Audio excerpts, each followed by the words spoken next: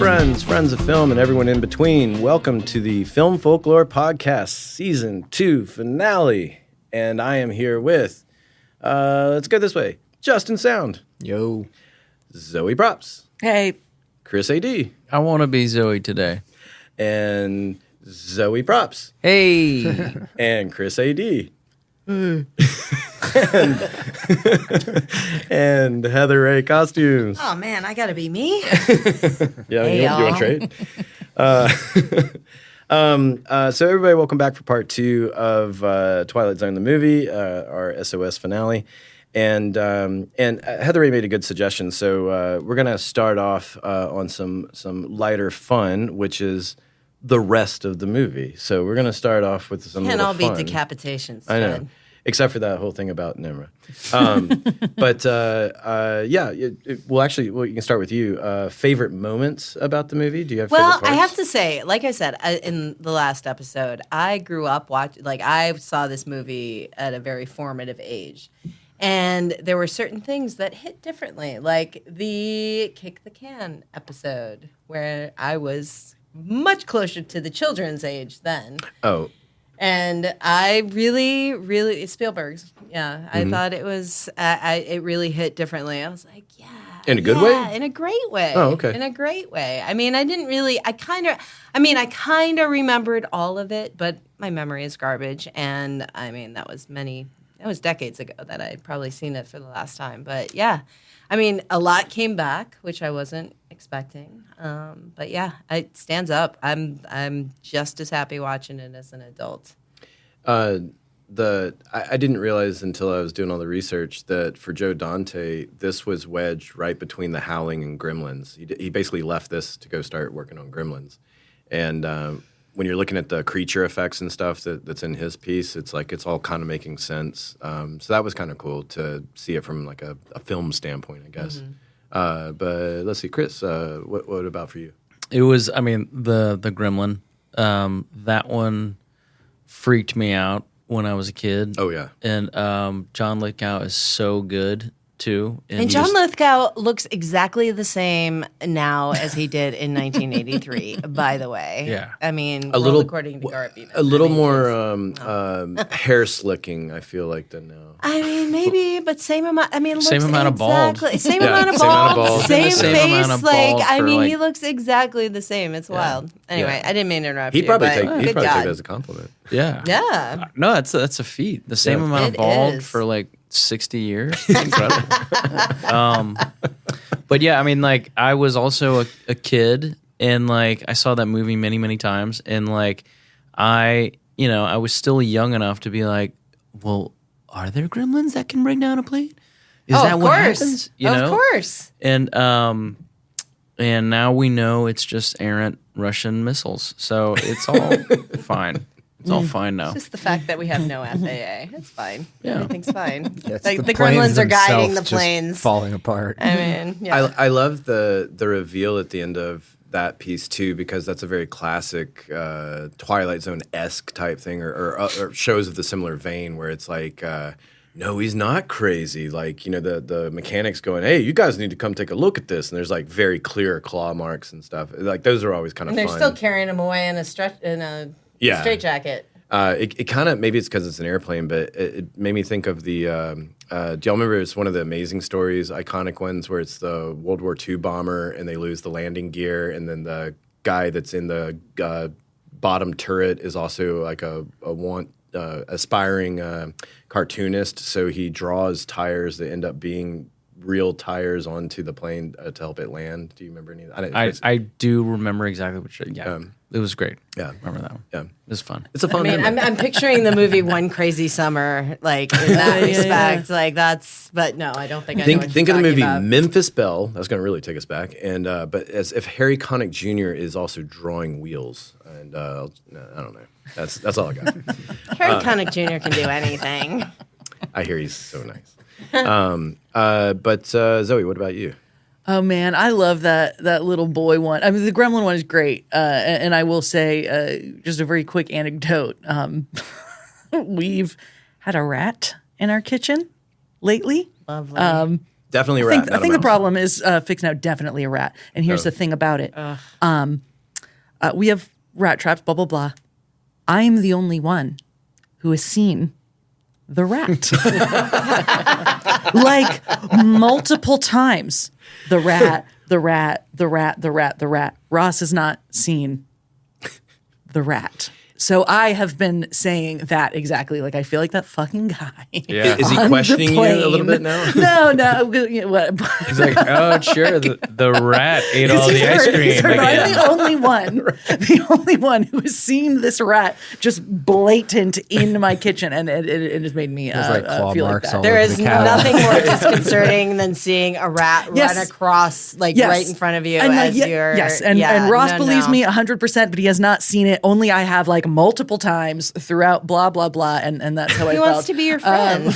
I like But I what would- Chris said too, because I like the idea that it's like things are missing from the house that a rat wouldn't touch. You know, it's like, oh, the only bottle of wine must have been drank by the rat. That was the rat. It was the rat. So that's been my life. I swear. You dirty rat. But back to the movie, so there's when the little boy, the little monster boy, when they're driving off the end of this segment, vignette, whatever. All I'm thinking is, no one went back to save that little girl with no fucking mouth. I think that's the thing that I remember the most is that no The mouth. sister, the sister with no mouth. Like, he says, like, oh, I sent everyone else away. They didn't want to be around me. But, like, we don't address, like, even if you sent that girl away, she doesn't have a fucking mouth. That's horrifying. That's a Everyone, like, did they purposefully? I don't know. That really I cracked think me they're up. It really all just cracked gone. me up. I think they're all just Cracks like me in up. the ethers. I now. imagine that this poor girl is just. He sent her somewhere and she's got no fucking mouth. What happened to you? I can't tell you. Because she can't even Where say do you that. live? Exactly. Where's your family? where's your mouth? She just speaks in cartoon slapstick. I think I had nightmares about that girl as a child watching this movie, Yeah. for sure. That's something that definitely stuck with me. Yeah, that's evil. Although the whole time I'm like, get a gun, go get a gun and kill that child. I'm so sorry. I'm so sorry, but what do you mean? Why? That's the whole thing about this rewatch is that like I That didn't. kid's a dick. I did not take it as a happy ending like I remembered it being a happy ending. I kind of took it as this woman's going, I just got to find the right time. I'm going to kill this kid. Right? Yeah, Homer Simpson. Either that, or I kill the want to boy. see that. I want to see the We'll be epilogue. together. Or just I'm gonna use his powers for my advantage. You know what I mean? Yeah. Oh, yeah. Maybe. Yeah, for a split second, I was just like, "Girl, Or buckle the- up, tell or him the not first to, time- and drive really fast and brake." Boom. Because even the townspeople, at the diner or whatever, when at the top of the scene or segment or whatever, that he's messing with the electricity and the television and everything, and that famous I can't think of the actor's name, but famous character actor that's playing the whatever diner owner bartender guy. And he's like, oh, that's just the kid. He just kind of does his thing, and it's like, so everyone's on the same page here. This kid just sort of runs the town, like Wesley in Roadhouse, but with psychic powers. Okay, all right, and everyone's just kind of tolerating because they have to. But then the family is like in sheer panic. It's kind of weird. It's like the diner or whatever people are nonchalant about it, and then the family people are like They're living not in stuck fear. in the house. With Yeah, him. they haven't been True, kidnapped. true. They're like, "So he flickers the lights. What do you want?" Just don't go home with him. You're fine. The not dad, that guy, I always associate him with UHF because he's the villain in the Weird Al Yankovic. There are movie. so many callbacks to people in this. They're like, oh shit! Like I didn't realize that a lot of Burgess character Meredith actors. was the Yeah, yeah, narrator yeah. until I'm like, oh shit! You know, I mean, there was a lot of people like the one who played the woman who brings the boy away. She was Kathleen Quinlan is her name. Yes, She yes. was the witch / blood drinking wife of Jim Morrison. Yeah, in that for a she's little bit. She's been around. quietly had a very long career Yeah. and is still active. Yeah. I was watching. I watched the movie with Brad Duvernay. Shout out to Brad. And when she popped up, Brad goes, "Is that?" I think she plays Kurt Russell's wife in Breakdown. And I was like, "Okay, that's random." like of all, like this woman's had this storied career of, you know, like a 40-year career and everything, and you remember like a mediocre like Kurt Russell. He knows what he knows. That's Brad, though. But he also Brad. 100% correct. Yeah, of course he is. Yeah. Seeing a woman like 15 years younger and going, oh yeah, she plays a wife in this movie. Yeah, that was my favorite part about like going back and watching X-Files. I'm like, oh, look at them. Oh, that's awesome. Oh, babies. Good for him. Yeah, it's great. Justin, what about for you for the movie? Yeah, also the gremlin on the plane. I mean, it was something that was a little bit traumatic for me, for sure. But that was stuck in my mind. It's iconic, and I think that's the Twilight Zone episode, like the original, that most people remember. It's as well. classic. We all relate. Yeah. Again, seeing seeing something that you know is there and to be true, and no one else seeing it, just going away. And smoking on a plane. Very relatable. I know, right? That's Smoking on a plane. That's always another one cool. too. Yeah, because I do have memories of like the ashtray still being there because it was a long time before the planes got upgraded. But it's one of those things like I feel like I've been on a plane recently that had an ashtray. I'm right. like, this isn't good. This isn't a plane. was it Spirit, a propeller plane? Because that's also Fuck that. It wasn't actually. Well, Yeah. yeah. So I mean, before we go back into the bad stuff, anything else y'all want to say about the rest of the movie? I thought that the woman at the end of the Kick the Can episode that comes in and know the nurse, I was like, is that Nurse Ratched? It looked like Nurse Ratched. However, it's actually Amy Irving's mom, who was Steven Spielberg's future mother-in-law, who directed that. Oh.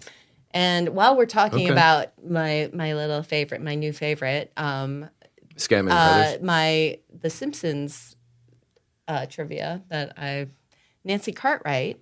Oh, is the little girl. Is that you, Maury? Like, how that's funny. Yes, Yeah. that is Nancy Cartwright, who I forgot- voices Bart Simpson. I yeah. forgot. Yes, you're absolutely right. And again, Brad pointed that out because Brad's a savant. And I was like, oh my God, is it? And so I'm picking up my phone, looking it up. Do you know how old she was at that time? Probably like 10. 26. She was 26 in that movie? Yes. I guess that makes sense because, I mean, She The wasn't that- Simpsons yeah. started about that 89. time. She was early 30s 80 when Simpsons started. Yeah. So Oh, damn. she's playing short. she's playing like a something like a Yeah, 13, 14-year-old girl. Not but even. yeah, she's 26. supposed to be like 10 or something. But yeah. I don't know. That one kid was tall as hell. The one that jumps out the window. That's because he said he wanted to go right before puberty. Oh, sure. Yeah. Yeah. Little horn dog. I was like, why is he so fucking tall? Oh, I will say the Kick the Can one, I thought they did a good job casting the children matches to the adults. Amazing. Amazing. They did do a really good job casting that. Yeah. But I don't know. That one's still the weak link for me. Although I do like Scatman. Well, again, it hit differently because it was just, I mean, now I'm old. So I'm like, oh, okay. They made the cat a Yeah, kitten. fresh young Right? minds. It's a good they named the reminder. cat. Right, well, I thought that was a cute touch. I'm like, oh. All right. So we're going to get back into the crappy. But it ends on good notes. So where we left off was getting into the trial. And just as a quick reminder, we last saw where the 5 defendants all had separate representation, and the blame was about to get pointed in all directions except at themselves. And what we are going to see as we go through this is there's this disparity between the above the line, below the line. It crops up all the time in our industry, even today. It's part of why this podcast even exists. And we've talked about it from time to time. I would say maybe the most recent example of this is look at the strikes that we just went through, and then look at the outsourcing that is currently happening. And not to beat a dead horse, because a lot of times we're saying all these things amongst ourselves, not necessarily on record, but the message that we kind of get repeatedly told, if you read between the lines, is that we are the expendable ones, we're the replaceable ones. Doesn't matter how smart, how talented you are, and that's what we're kind of going through right now. And the actors and writers asked for us and the Teamsters support, and we gave it, and then they went overseas. So here we are. It's just it's an age-old thing, I guess, when it comes to the industry. So I just wanted to point that out because you're about to see, here it is happening in 1986, as well as today. So I'm going to digress from that. We're going to get into John Landis. If you were wondering how John Landis handled the trial, well, I'm just gonna go direct quote from the Looper article that I had on this. So Can I ask a quick question? Yeah, go. Just rapid fire. Who do you blame? Landis. Same. Yep. 100%. Chris? Honestly, I don't know enough. I don't know enough to be able to have an opinion. I really don't know. Same. I'm going to say helicopter pilot. Oh, okay. Well, Yeah. Let's get into it. well, Please. I like the question because it's good to kind of take a little litmus right now, and then let's see how everybody feels at the end of this. So, aside from his relentless casting of blame in any direction but his own, it was noted early and often by journalists covering the proceedings that Landis was not exactly contrite over the whole thing, and in fact often appeared to consider the grand jury proceedings resulting in his indictment and the trial itself as one big hassle. His demeanor before that grand jury was one of impatience and arrogance. For example, when pressed by District Attorney Gary Kesselman, that name's familiar. I feel like he's been around for other stuff. Because of UPM. Oh. Yeah. So it's a coincidental name? Yes. Okay, gotcha. He was a DA that became a... No. When pressed by District Attorney Gary Kesselman as to the chain of command in ensuring that stunt shots with coordinated special effects would be captured safely, Landis insisted that the buck stopped with Stewart and Wingo, who, as experts, should have worked out all the details without the need for him to even be in the loop. When Kesselman pointedly began, the final authority in terms of camera, actor positions, helicopter, or whatever on that set, Landis interrupted him with an outburst. "Is not mine," he shouted, because if I ask an actor, if I said, "Would you please take your hand and stick it in this garbage disposal?" the actor is going to say, "Of course not." Taking the stand during the trial, Landis didn't change his combative approach, insisting that he only hired the children illegally because the shot would be taking place at night, and not because he didn't think the labor board would allow him to shoot the scene as planned because of the danger, and that he just because it was at night and he wasn't going to get them to be used anyway. So yeah, same. And that he believed the shoot would be completely safe. When prosecutor Lee D'Agostino suggested that if that were the case, Landis might have no trouble filming such a scene again, the director simply freaked out, shouting, "I would not film it again," while still refusing to concede that the shoot had been inherently dangerous. But the indignations certainly did not end there. In the course of cross-examination, now we're going to talk about Wingo, Dorsey Wingo. Wingo expressed his regret that Morrow, as in Vic Morrow, the actor, had not looked up at the helicopter, as he claimed that he had instructed him to do, stating that Morrow, quote, had over 5 seconds between the time the sound of the helicopter changed and that impact, end quote. And 2 children in his arms. Yes. And Deputy District Attorney Lee Perwin D'Agostino derided Wingo's comments, questioning how Wingo expected Morrow to have evaded the helicopter, observing that, quote, Morrow was carrying the 2 youngsters in his arms while standing almost knee-deep in water as the helicopter spun toward him. D'Agostino called the testimony, quote, quite amazing, and questioned how Wingo could, quote, possibly have thought Vic Morrow could have done anything to escape that helicopter under those circumstances and conditions. They're blaming the parents. They're blaming the fire safety officers. They're out here blaming everyone. Now they're blaming the dead man. It's incredible, end quote. In the end, Morrow's family would settle privately out of court, and the families of the 2 children would receive millions of dollars after several civil suits. As far as the 5 defendants, all 5 end up acquitted in an insult to the justice system and continue on with their careers more or less if you're above the line. The below the line sort of got blacklisted, and also some people who weren't even on trial. Some of the camera people, basically their careers went up in smoke. It was almost like you're being punished just for being there. Yeah. So Steven Spielberg broke off his friendship with Landis in the aftermath of the tragedy and his disgust with the trial, stating, quote, "No movie is worth dying for," end quote. And he's right. So did Eddie Murphy. Eddie Murphy cut ties with him too. Oh, right, because Coming to America had been filmed while the trial was going on. Yeah, he was asked to come as a character witness for Landis, and he was like, nah. Yeah. I mean, and he was very vocal about why, too. Like, straight up. Oh, and they had a history because Trading Places. Yep. And yeah. Yep. As one might expect, the tragedy had serious professional consequences for many of those involved. In a 1988 Los Angeles Times article exploring the aftermath of the accident and trial, Wingo noted that the FAA had tried to revoke his pilot's license, which he kept only after 5 arduous years of appeals conducted while under a cloud of controversy. Boo-hoo. 2 camera operators, Roger Smith and Stephen Lydecker, saw their careers essentially go up in smoke. That's why I said that. Lydecker claimed that he had been pegged as a, quote, troublemaker for being among the first to publicly suggest that the accident could have been prevented, and Smith shared a similar experience.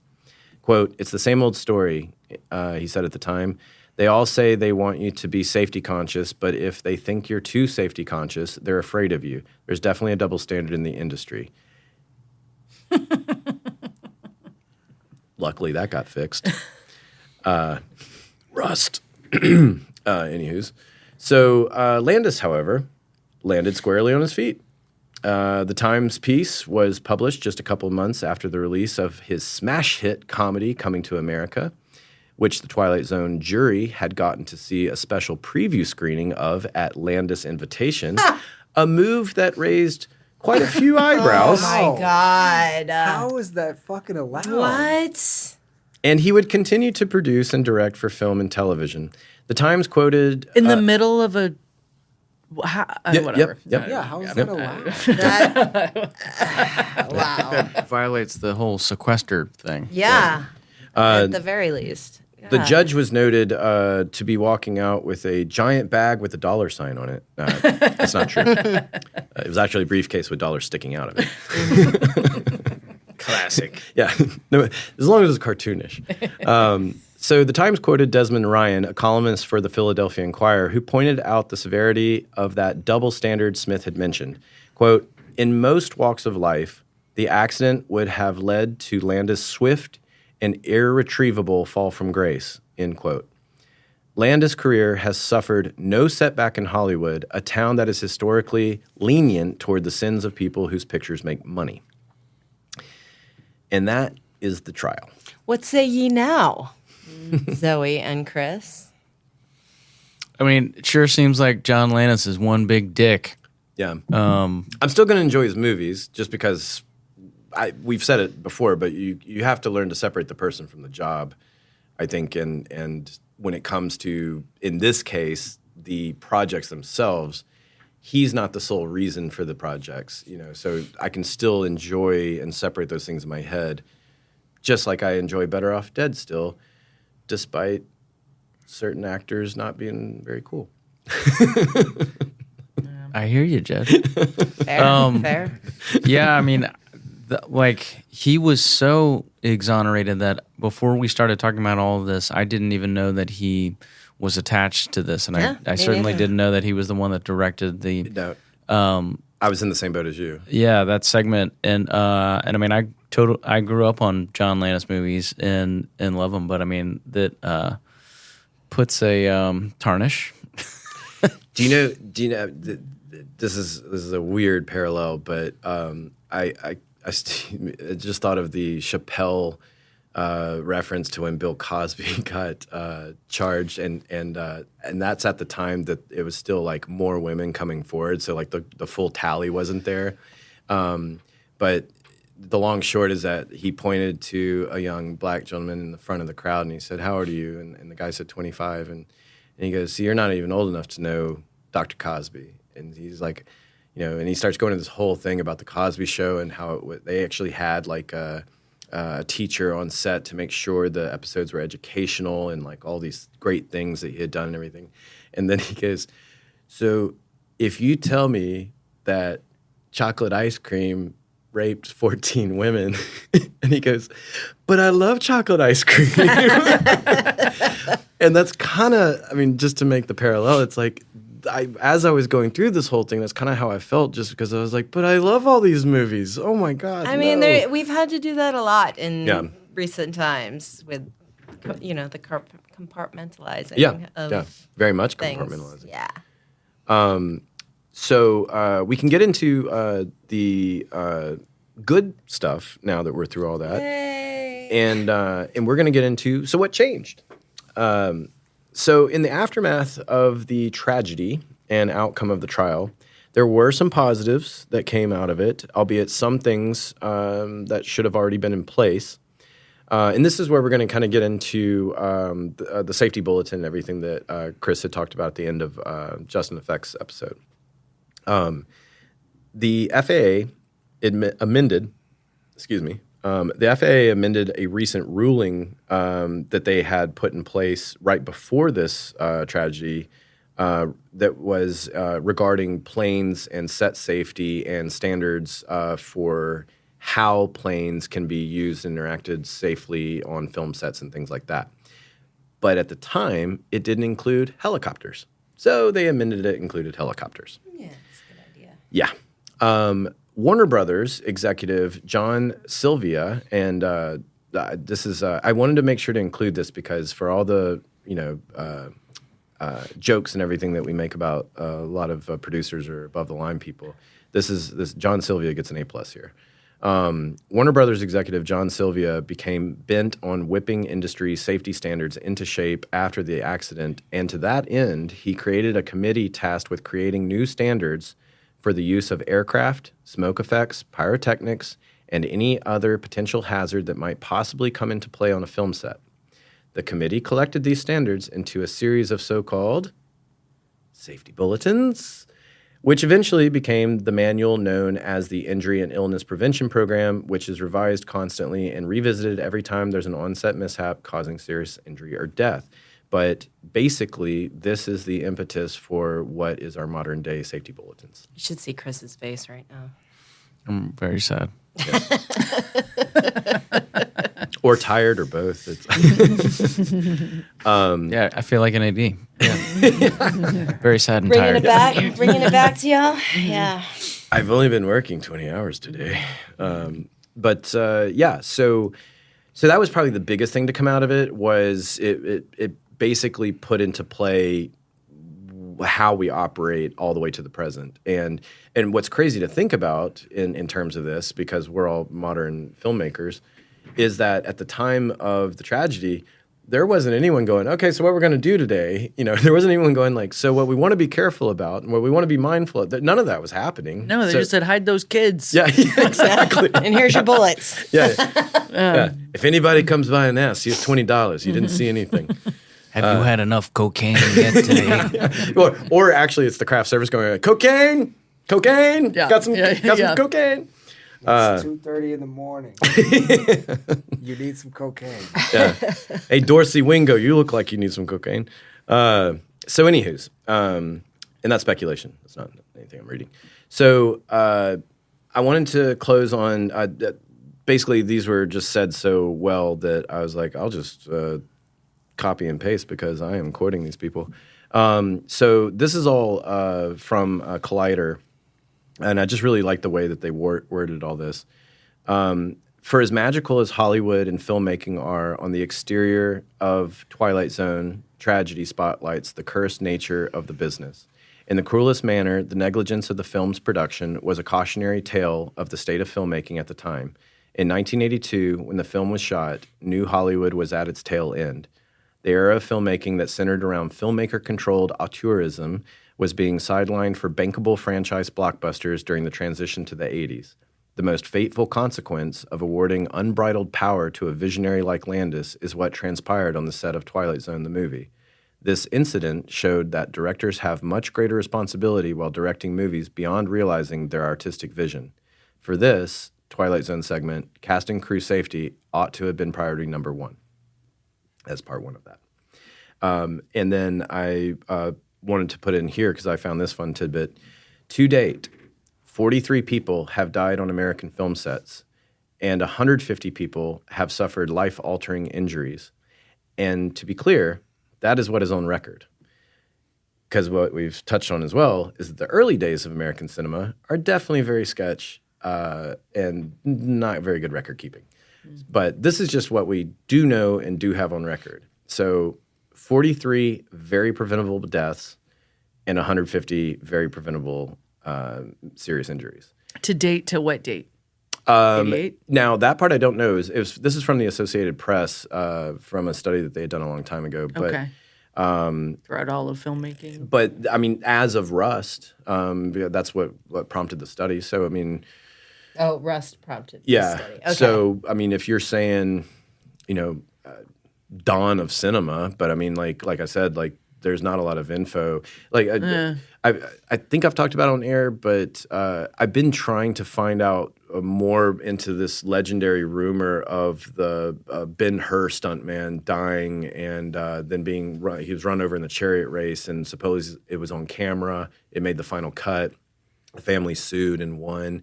But when you start going down that rabbit hole, I can't find clear answers. There's all kinds of like rumor mill stuff, but no actual concrete, did it really happen, did it not? And it's very gray. And it's not the 1950s Ben-Hur, it's the 1920s Ben-Hur, the original one. So that's just an area where, I mean, stuntmen were treated like horses. Horses were treated like chuds. And Did they have stuntmen then? They did. They did. Yeah. It didn't go well, but yeah. Strong guy with a cigarette. People who, it's like, I got this.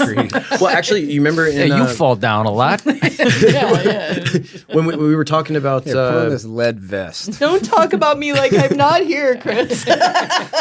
when we were talking about the origins of the American Humane Society and the animal safety... that was way back. So back then, for example, when directors were like, all right, what I want you to do is get on that horse and you're going to jump that valley. And he's like, wait, what? No, the canyon over there, the one that's very impossible to jump across. I want you to do that. And we're going to have the camera rolling.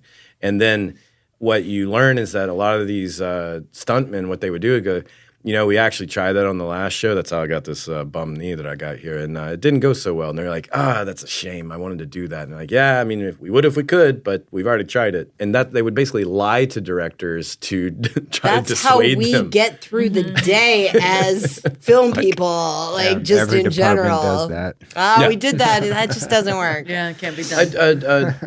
My favorite thing to talk about, Underground Season 1, the director wanted background people to hold real railroad ties above their heads. Sure, we had made fake ones. He just didn't like the way that the fake ones looked. So I had to go, and this is one of those things that happens all the time. Don't listen to me because I'm just the prop guy. So a lot of directors, they need to hear it from the person that's like, it makes sense for that thing, So in this case, let me go get the stunt coordinator. I bring him over. He says exactly what I've already said. And then now the director's going, that's a bummer. And it's like, sorry, I just told you this is a horrible idea. But No, they have to hear it from the right person. Now, if it was prop related, then I said, it just doesn't work like that. I'd be, that's a bummer. But because I'm just talking about general safety, what would I know about that? But, I'm trying to say, these things average like 280 to 320 pounds a pop. It's just, and these are untrained people putting them over their head. And then at the end, even after we shot it with the fake ones, I heard the director as he's walking away from the set going, really wanted those railroad ties. He wanted to see him struggle. And there was a few different directors on that series, so y'all can figure out which one. But anyway, so The second part of the Collider thing, and kind of getting us to a closing. So, despite new laws put in place and important figures like Spielberg recognizing the immorality of what occurred, John Landis never paid the price for his ill-advised filmmaking. He continued to direct films for years following, notably a major box office hit in Coming to America in 1988. Well, release date of 1988. Directors have been sentenced to the proverbial director jail for way lesser wrongdoings. In Hollywood, you are punished for making movies that don't produce a profit, parentheses, whatever happened to Richard Kelly or Frank Darabont, but not for involuntary manslaughter. And that is where we're going to end on Twilight Zone the movie. So with what I just ended on with that extra information, let's go back to Justin's query. And why don't we start with you, Justin? Yeah. If I'm on the jury, I want. Wait, is this before or after you've watched the screening for Coming to America? Yeah, that was a good question. Definitely Valid. before. Definitely before. Yeah, after I'm all in on Landis. No, if I'm on the jury, I'm gonna want to know what the FAA says and why. Like Willie, what is his name? Oh, Donkey. Dorsey Wingo. Oh, yeah. Willie Wingo. Yeah, he's like, I can't imagine there wasn't rules in place for how low he should have been flying. And that should have overridden anything that would have been going on the film set. But you know, you've been on a film set where somebody asks something of you that Sure. is Yeah. like, yeah, but you as don't- a pilot, No, I think I'm should with have a you. I brain agree with you. I that agree with says, you. No, fuck you. Yeah. Yeah, that should have absolutely been the answer. Is everything. I'm the Department of One, and I Yeah. know what this can do. But like for me, the only like There were explosions involved, though, too, that were not. I mean, that, so you know, that's exactly what I'm saying. I mean, like I can't imagine for the life of me, like you know, they should have had like kind of the flight plan where the helicopter was going, and then don't put mortars underneath that plain and simple. area. Yeah. Oh, I'm glad you brought that up because I did ask Justin Effects about this debris mortar to try and get some more information on it. And he was saying that in modern day filmmaking, the debris that comes out of a specific debris mortar that they want to see some business flying up in the sky, it's always soft material. He was even pointing at the ceiling saying, you know, like it's basically everything is soft and Like cork. Yeah. yeah. You know, maybe balsa is like the worst of it. But I said, well, one of the sources that I had found specifically said that the lid of the debris mortar, and he said, oh, well, if that's the case, what it could have been then was there's mortars that you lay in the ground essentially, and they're kind of like these boxes. And then to cover them, you cover them typically with plywood. So what could have happened is that they didn't remove the plywood. And so essentially that lid was shot up with the debris mortar, and then you have plywood going into the rear rotor, which would make a little bit more sense because obviously like cork is not going to do the damage, you know, that happened. So that was one of the things I couldn't find an exactly clear, like what is this solid material that is shooting up to even get into the rotor Well, to and affect it. how recent Yeah. is that development of, He wasn't you know? sure I mean, on if they that were using part. real bullets, they're probably using real mortars. Yeah. Oh, I don't. I said I was going I'm to say wondering. it, but yeah. I thought I had it in here. That was now. I feel like I'm in a corrections corner. Spielberg. There's also speculation that even if this tragedy hadn't happened, Spielberg was his friendship and severing was already on the way out because he was already very displeased with the lack of safety, including the live ammunition that was being shot on set. Which again, I mean, why It's do you need- amazing more people didn't die, Like, honestly. Let me say this from a prop standpoint.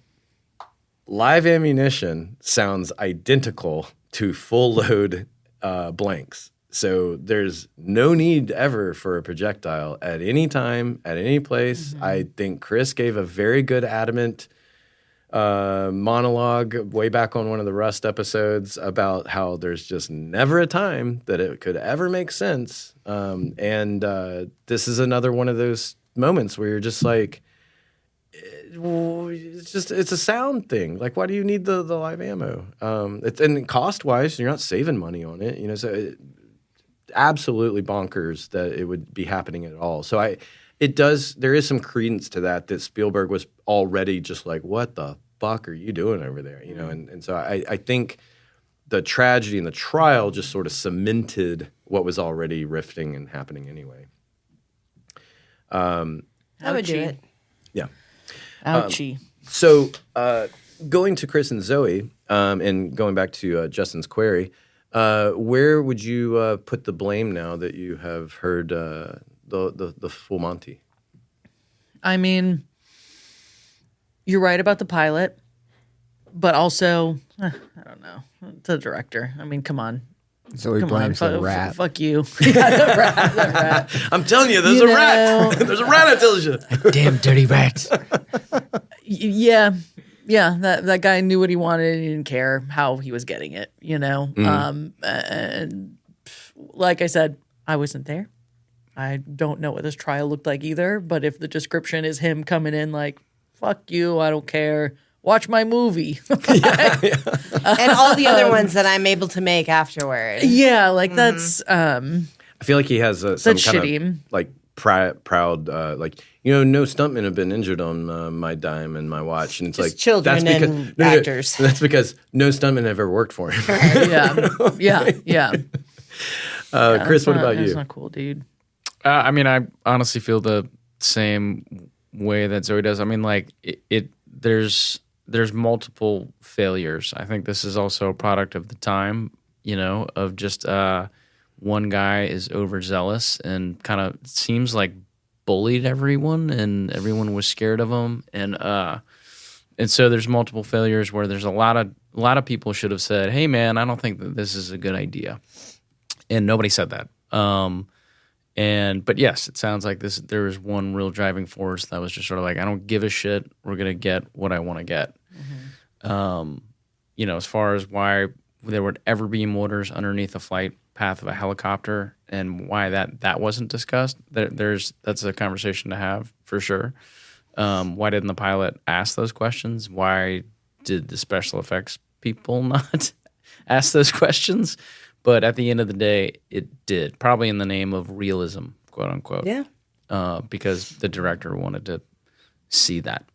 So yeah, And you know, this is speculation, but going back to the communication in the moment and the different channels and everything, you know, there's going to be that delay and lag, and we're talking about 1982, so it could have been discussed that when X happens is when you go off on these mortars, and so that one guy's got his one set of instructions.